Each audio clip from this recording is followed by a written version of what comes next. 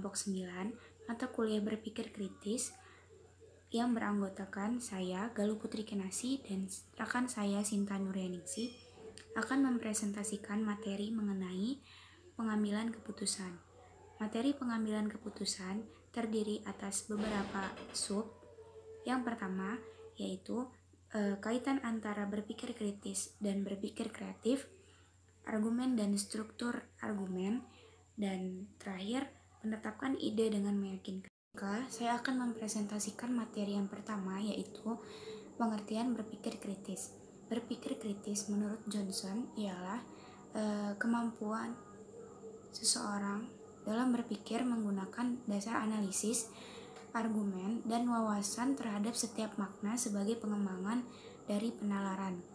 Jadi, berpikir kritis ini merupakan proses mental yang melibatkan aktivitas kognitif secara beralasan dan reflektif yang bertujuan untuk memecahkan masalah dan menemukan penyelesaian, kemudian menghasilkan suatu keputusan dan melibatkan keterampilan-keterampilan berpikir logis dan analitis. Kemudian berpikir kritis ini memiliki ciri-ciri. Ciri-ciri yang pertama yaitu menyelesaikan suatu masalah dengan tujuan tertentu. Jadi ketika berpikir kritis itu kita dapat menyelesaikan suatu masalah dengan tujuan tertentu. Kemudian menganalisis, menggeneralisasikan, mengorganisasikan ide berdasarkan fakta atau informasi. Ciri berpikir kritis yang kedua yaitu menganalisis, menggeneralisasikan, mengorganisasikan ide berdasarkan fakta atau informasi yang ada. Kemudian yang terakhir, menarik kesimpulan dalam menyelesaikan masalah tersebut secara sistematik dengan argumen yang benar. Materi selanjutnya yaitu pengertian berpikir kreatif.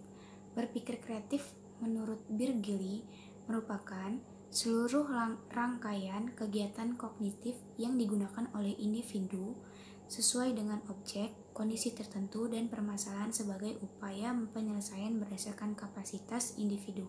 Jadi, berpikir kreatif dapat diartikan sebagai kemampuan menciptakan sesuatu yang baru atau kemampuan menempatkan dan mengombinasikan sejumlah objek secara berbeda yang berasal dari pemikiran manusia yang bersifat dapat dimengerti, berdaya guna, dan inovatif dengan berbagai macam faktor yang dapat mempengaruhi.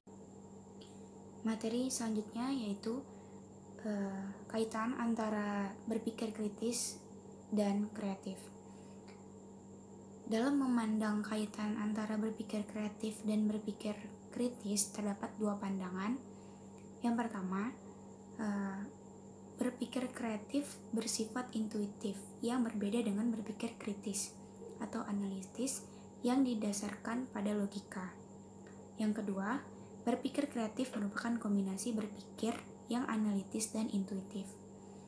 Berpikir yang intuitif artinya berpikir untuk mendapatkan sesuatu dengan menggunakan naluri atau perasaan yang tiba-tiba dan tanpa berdasarkan fakta-fakta yang umum. Pandangan pertama tadi cenderung dipengaruhi oleh pandangan terhadap dikotomi otak kanan dan kiri yang mempunyai fungsi berbeda. Sedangkan pandangan kedua melihat dua belahan otak bekerja secara sinergis bersama-sama yang tidak terpisah. Sekian presentasi dari saya. Materi selanjutnya akan dibahas dan dijelaskan oleh rekan saya, Sinta Nuryaningsih. Assalamualaikum warahmatullahi wabarakatuh. Di sini saya Sinta Nuryaningsih, NPM 1813041004, akan mempresentasikan materi tentang argumentasi dan struktur argumentasi. Nah, menurut Keraf, argumentasi merupakan dasar yang paling fundamental dalam ilmu pengetahuan.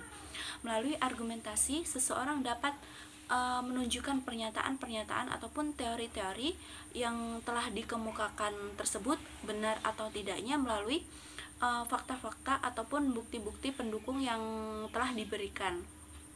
Nah, dengan demikian, argumentasi mengharuskan seseorang untuk mampu mempertanggungjawabkan apa yang telah dinyatakan atau dikatakan. Nah, hal tersebut tidak jauh berbeda dengan kewajiban seseorang untuk berpikir kritis. Nah, hubungan argumentasi dan berpikir kritis ini pun dipertegas oleh Keraf. Nah, Keraf menyatakan bahwa dasar sebuah tulisan yang bersifat argumentasi adalah berpikir kritis dan logis. Tanpa kemampuan seseorang untuk berpikir kritis tersebut, maka apa yang ia katakan ataupun apa yang ia tuliskan akan menjadi sia-sia, karena apa yang telah ia kemukakan tersebut tidak berlandaskan dengan teori ataupun fakta-fakta ataupun bukti-bukti yang dapat mendukung pernyataan yang telah ia nyatakan atau yang telah ia katakan. Nah, jadi ketika kita mengungkapkan suatu argumentasi, kita juga harus berlandaskan dengan fakta-fakta ataupun bukti-bukti agar orang yang mendengarkan dan orang yang membaca argumentasi kita dapat percaya dan terpengaruh terhadap apa yang telah kita sampaikan dalam tulisan ataupun ketika kita menyampaikan suatu argumentasi secara lisan. Materi yang kedua yaitu tentang struktur argumentasi.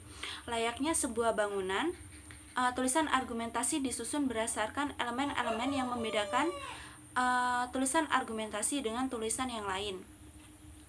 Nah, menurut Tolmin, Rike, dan Janik dalam bukunya yang berjudul An Introduction to Reasoning mengungkapkan bahwa tulisan argumentasi memiliki elemen-elemen yang meliputi yang pertama pernyataan atau tesis, kemudian alasan atau bukti-bukti, kemudian pembenaran, kaidah ataupun prinsip-prinsip, kemudian dukungan, kemudian ada modalitas, kemudian yang terakhir yaitu kemungkinan bertahan. Nah, menulis di sini merupakan suatu proses kreatif yang melibatkan cara berpikir si penulis tersebut. Nah, sebagai proses kreatif yang berlangsung secara kognitif, penyusunan tulisan argumentasi itu sendiri memiliki tahapan-tahapan yang akan dilalui saat seseorang menyusun tulisan argumentasi. Nah, tahapan-tahapan yang akan dilalui seseorang dalam menulis suatu tulisan argumentasi yang pertama yaitu pra-penulisan atau persiapan. Kemudian yang kedua ada rancangan. Kemudian yang ketiga ada revisi tulisan. Kemudian yang keempat ada penyuntingan. Kemudian yang kelima ada publikasi. Nah, itu merupakan tahapan-tahapan seseorang dalam menuliskan suatu tulisan argumentasi. Materi yang terakhir yaitu menentukan ide untuk meyakinkan. Nah, menurut Sumarmo, dalam menentukan sebuah ide diperlukan sebuah penalaran yang baik. Nah, menurutnya penalaran disebut sebagai proses pencapaian kesimpulan logis berdasarkan fakta dan sumber yang relevan. Nah, secara umum terdapat dua jenis penalaran, yaitu penalaran induktif. Nah, penalaran induktif merupakan proses penalaran dari hal-hal yang khusus ke hal-hal yang umum. Nah, kemudian penalaran yang kedua yaitu penalaran deduktif. Nah, penalaran deduktif merupakan proses penalaran dari hal-hal umum ke hal-hal yang khusus. Nah, tentunya untuk meyakinkan pembaca ataupun pendengar atas argumentasi yang kita sampaikan harus melalui suatu pembuktian.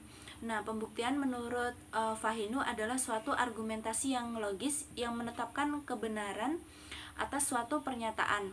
Nah, metode pembuktian diperlukan untuk meyakinkan kebenaran pernyataan atas argumentasi yang kita sampaikan.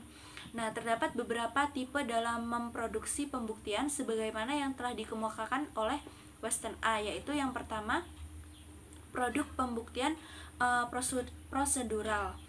Nah, produk pembuktian prosedural ini menggunakan suatu prosedur, menggambarkan sekumpulan tahap-tahap khusus yang diyakini akan menghasilkan suatu bukti yang valid. Kemudian pembuktian yang kedua yaitu produk pembuktian sintaksis.